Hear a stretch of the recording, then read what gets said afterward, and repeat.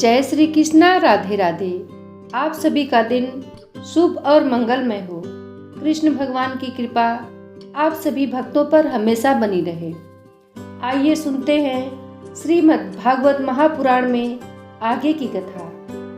गोकर्ण उपाख्यान प्रारंभ। सूत जी कहते हैं, मुनिवर, उस समय अपने भक्तों के चित्त में अलौकिक भक्ति का प्रादुर्भाव हुआ देख भक्त वत्सल श्री भगवान अपना धाम छोड़कर वहां पधारे। उनके गले में वनमाला शोभा पा रही थी। श्री अंग सजल जलधर के समान श्याम वर्ण था। उस पर मनोहर पीतांबर सुशोभित था। कटी प्रदेश करधनी की लड़ियों से सुसज्जित था। सिर पर मुकुट की लटक और कानों में कुंडलों की झलक देखते ही बनती थी। वे त्रिभंग ललित भाव से खड़े हुए चित्त को चुराए लेते थे। वक्ष स्थल पर कौस्तुभ मणि दमक रही थी। सारा श्री अंग हरि चंदन से चर्चित था। उस रूप की शोभा कहाँ कहें। उसने तो मानो करोड़ों कामदेव की रूप माधुरी छीन ली थी। वे परमानंद चिन्ह मूर्ति मधुराति मधुर मुरलीधर ऐसे अनुपम छवि से अपने भक्तों के निर्मल चित्तों में आविर्भूत हुए। भगवान के नित्य लोक निवासी लीला परिकर उद्धव आदि वहां गुप्त रूप से उस कथा को सुनने के लिए आए हुए थे। प्रभु के प्रकट होते ही चारों ओर जय हो की ध्वनि होने लगी। उस समय भक्ति रस का अद्भुत प्रभाव चला। बार बार अबीर गुलाल और पुष्पों की वर्षा तथा शंख ध्वनि होने लगी। उस सभा में जो लोग बैठे थे उन्हें अपने देह गे और आत्मा की भी कोई सुधि न रही। उनकी ऐसी तन्मयता देखकर नारद जी कहने लगे, मुनीश्वरगण, आज सप्ताह श्रवण की मैंने यह बड़ी ही अलौकिक महिमा देखी। यहाँ तो बड़े मूर्ख दुष्ट और पशु पक्षी भी हैं। वे सभी अत्यंत निष्पाप हो गए हैं। अतः इसमें संदेह नहीं है कि कली काल में चित्त की शुद्धि के लिए इस भागवत कथा के समान मर्त्य लोक में पाप पुंज का नाश करने वाला कोई दूसरा पवित्र साधन नहीं है। मुनिवर, आप लोग बड़े कृपालु हैं। आपने संसार के कल्याण का विचार करके यह बिल्कुल निराला ही मार्ग निकाला है। आप कृपया यह तो बताइए कि इस कथा रूप सप्ताह यज्ञ के द्वारा संसार में कौन कौन लोग पवित्र हो जाते हैं। सनकादि ने कहा, जो लोग सदा तरह तरह के पाप किया करते हैं, निरंतर दुराचार में ही तत्पर रहते हैं और उल्टे मार्गों से चलते हैं, तथा जो क्रोध अग्नि से जलते रहने वाले कुटिल और काम परायण हैं, वे सभी इस कलयुग में सप्ताह यज्ञ से पवित्र हो जाते हैं। जो सत्य से च्युत, माता पिता की निंदा करने वाले, तृष्णा के मारे व्याकुल, आश्रम धर्म से रहित, दंभी, दूसरों की उन्नति देखकर कुढ़ने वाले और दूसरों को दुख देने वाले हैं, वे भी कलयुग में सप्ताह यज्ञ से पवित्र हो जाते हैं।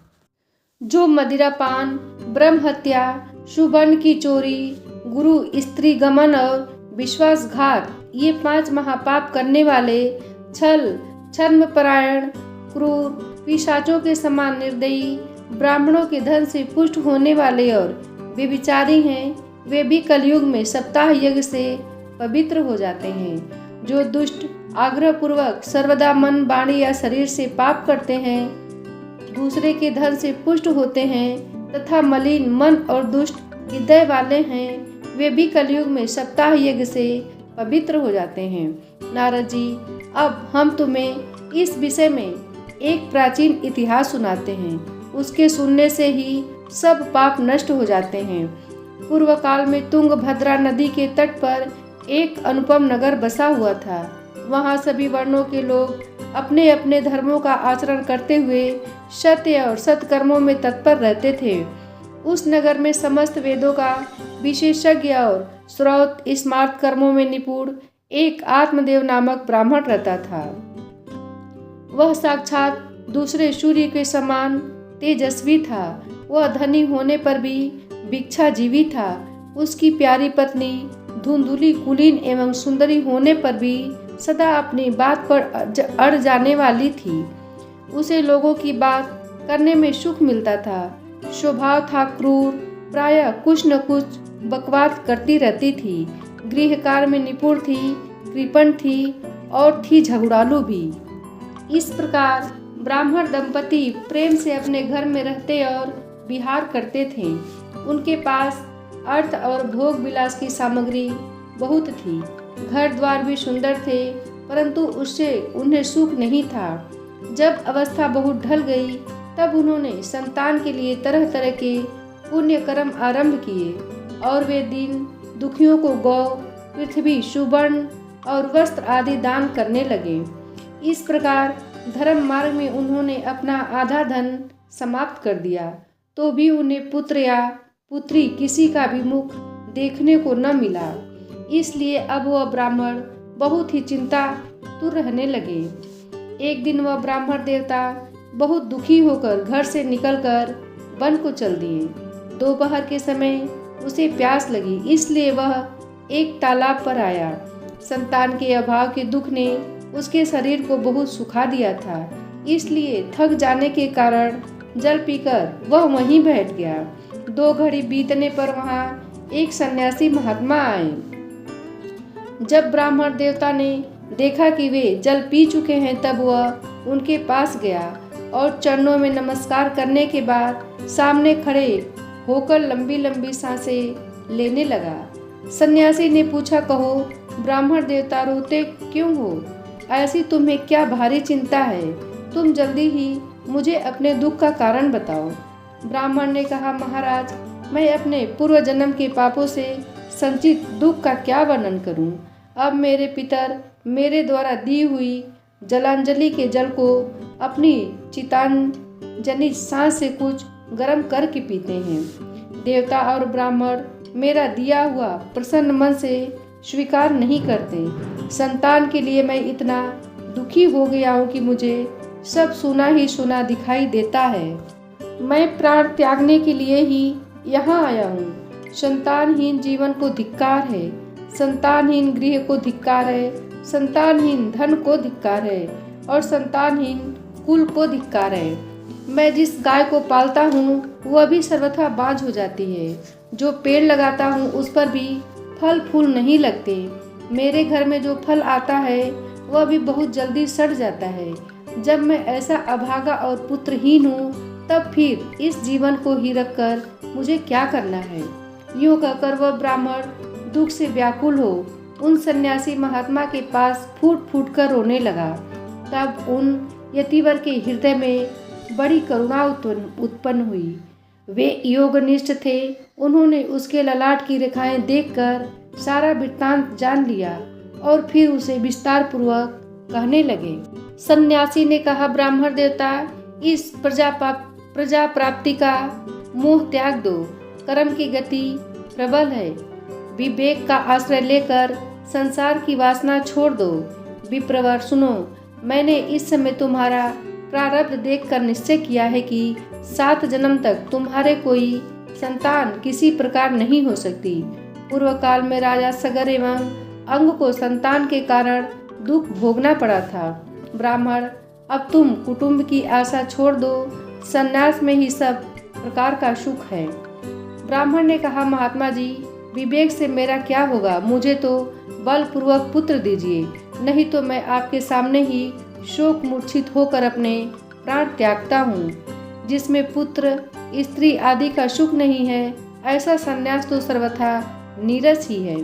लोक में सरस तो पुत्र पौत्र आदि से भरा पूरा गृहस्थ आश्रम ही है। ब्राह्मण का ऐसा आग्रह देखकर उन तपोधन ने कहा, विधाता के लेख को मिटाने का हठ करने से राजा चित्रकेतु को बड़ा कष्ट उठाना पड़ा था। इसलिए दैव जिसके उद्योग को कुचल देता है, उस पुरुष के समान तुम्हें भी पुत्र से सुख नहीं मिल सकेगा। तुमने तो बड़ा हठ पकड़ रखा है और अर्थी के रूप में तुम मेरे सामने उपस्थित हो। ऐसी दशा में मैं तुमसे क्या कहूँ? जब महात्मा जी ने देखा कि यह किसी प्रकार अपना आग्रह नहीं छोड़ता, तब उन्होंने उसे एक फल देकर कहा, इसे तुम अपनी पत्नी को खिला देना, इससे उसके एक पुत्र होगा। तुम्हारी स्त्री को 1 साल तक सत्य, शौच, दया, दान और एक समय एक ही अन्न खाने का नियम रखना चाहिए। यदि वह ऐसा करेगी तो बालक बहुत शुद्ध स्वभाव वाला होगा। यूँ कहकर वे योगी राज चले गए और ब्राह्मण अपने घर लौट आया। वहां आकर उसने वह फल अपनी स्त्री के हाथ में दे दिया और स्वयं कहीं चला गया। उसकी स्त्री तो कुटिल स्वभाव की थी। वह रो रो कर अपनी एक सखी से कहने लगी, सखी, मुझे तो बड़ी चिंता हो गई। मैं तो यह फल नहीं खाऊंगी। फल खाने से गर्भ रहेगा और गर्भ से पेट बढ़ जाएगा, फिर कुछ खाया पिया जाएगा नहीं। इससे मेरी शक्ति क्षीण हो जाएगी। तब बता, घर का धंधा कैसे होगा? और दैववश यदि कहीं गांव में डाकुओं का आक्रमण हो गया तो गर्भिणी स्त्री कैसे भागेगी? यदि सुखदेव जी की तरह यह गर्भ भी पेट में ही रह गया तो इसे बाहर कैसे निकाला जाएगा? और कहीं प्रसव काल के समय वह टेढ़ा हो गया तो फिर प्राणों से ही हाथ धोना पड़ेगा। यूँ भी प्रसव के समय बड़ी भयंकर पीड़ा होती है। मैं सुकुमारी भला यह सब कैसे सह सकूंगी? मैं जब दुर्बल पड़ जाऊंगी तब ननद रानी आकर घर का सब माल मता समेट ले जाएंगी और मुझसे तो सत्य, शौच आदि नियमों का पालन होना भी कठिन ही जान पड़ता है। जो स्त्री बच्चा जनती है उसे उस बच्चे के लालन पालन में भी बड़ा कष्ट होता है। मेरे विचार से तो वंध्या या विधवा स्त्रियां ही सुखी हैं। मन में ऐसे ही तरह तरह के कुतर्क उठने से उसने वह फल नहीं खाया और जब उसके पति ने पूछा, फल खा लिया? तब उसने कह दिया, हाँ खा लिया। एक दिन उसकी बहन अपने आप ही उसके घर आई। तब उसने अपनी बहन को सारा वृत्तांत सुनाकर कहा कि मेरे मन में इसकी बड़ी चिंता है। मैं इस दुख के कारण दिनों दिन दुबली होती जा रही हूँ। बहन, मैं क्या करूँ? बहन ने कहा, मेरे पेट में बच्चा है, प्रसव होने पर वह बालक मैं तुझे दे दूंगी। तब तक तू गर्भवती स्त्री के समान घर में गुप्त रूप से सुख से रह। तू मेरे पति को कुछ धन दे देगी तो वह तुझे अपना बालक दे देंगे। हम ऐसी युक्ति करेंगे कि जिसमें सब लोग यही कहेंगे कि इसका बालक 6 महीने का होकर मर गया और मैं नित्य प्रति तेरे घर आकर उस बालक का लालन पालन पोषण करती रहूंगी। तो इस समय इसकी जांच करने के लिए यह फल गौ को खिला दे। ब्राह्मणी ने स्त्री स्वभाववश जो जो उसकी बहन ने कहा था वैसे ही वह सब किया। इसके पश्चात समयानुसार जब उस स्त्री के पुत्र हुआ तब उसके पिता ने चुपचाप लाकर उसे धुंधुली को दे दिया और उसने आत्मदेव को सूचना दे दी कि मेरे सुखपूर्वक बालक हो गया है। इस प्रकार आत्मदेव के पुत्र हुआ सुनकर सब लोगों को बड़ा आनंद हुआ। ब्राह्मण ने उसका जात कर्म संस्कार करके ब्राह्मणों को दान दिया और उसके द्वार पर गाना बजाना तथा अनेक प्रकार के मांगलिक कृत्य होने लगे। धुंधुली ने अपने पति से कहा, मेरे स्तनों में तो दूध ही नहीं है, फिर गौ आदि किसी अन्य जीव के दूध से मैं इस बालक का किस प्रकार पालन करूंगी? मेरी बहन के अभी बालक हुआ है, वह मर गया है, उसे बुलाकर अपने यहाँ रख ले तो वह आपके इस बच्चे का पालन पोषण कर लेगी। तब पुत्र की रक्षा के लिए आत्मदेव ने वैसा ही किया तथा माता धुंधुली ने उस बालक का नाम धुंधुकारी रखा। इसके बाद 3 महीने बीतने पर उस गौ के भी एक मनुष्य आकार का बच्चा हुआ। वह सर्वांग सुंदर, दिव्य, निर्मल तथा सुवर्ण की सी कांति वाला था।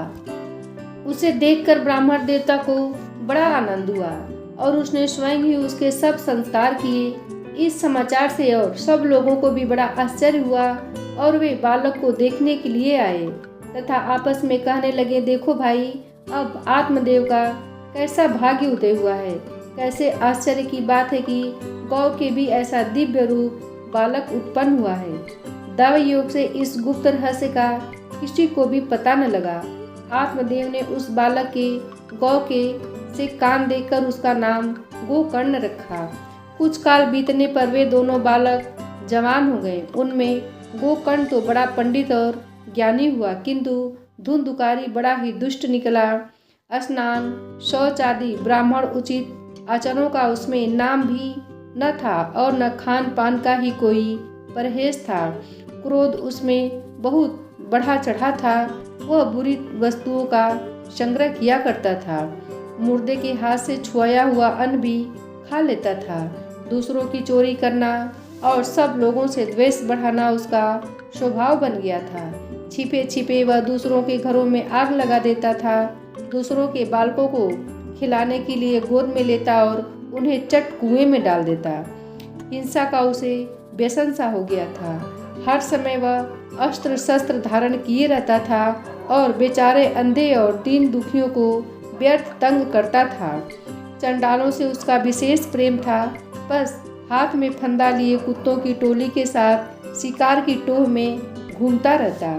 वैश्याओं के जाल में फंसकर उसने अपने पिता की सारी संपत्ति नष्ट कर दी। एक दिन माता पिता को मार पीट कर घर के सब बर्तन भांडे उठा ले गया।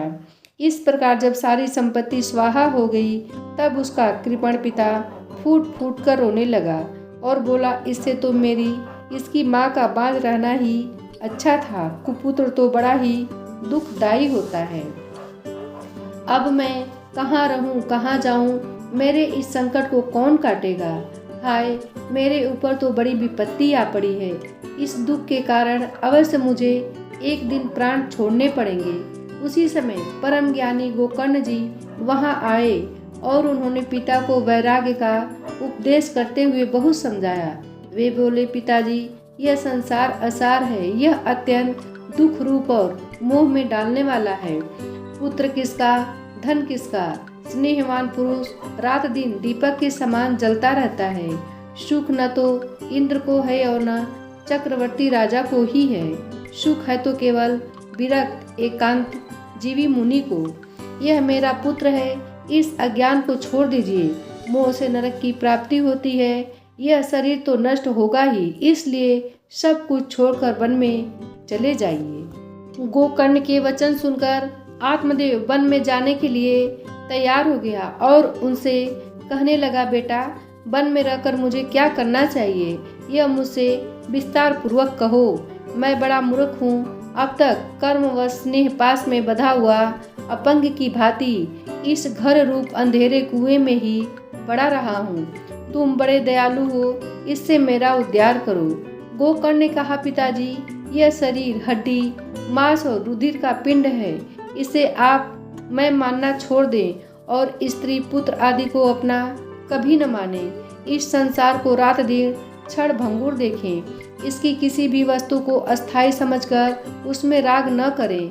बस एकमात्र वैराग्य रस के रसिक होकर भगवान की भक्ति में लगे रहें। भगवत भजन ही सबसे बड़ा धर्म है। निरंतर उसी का आश्रय लिए रहें। अन्य सब प्रकार के लौकिक धर्मों से विमुख मुख मोड़ लें।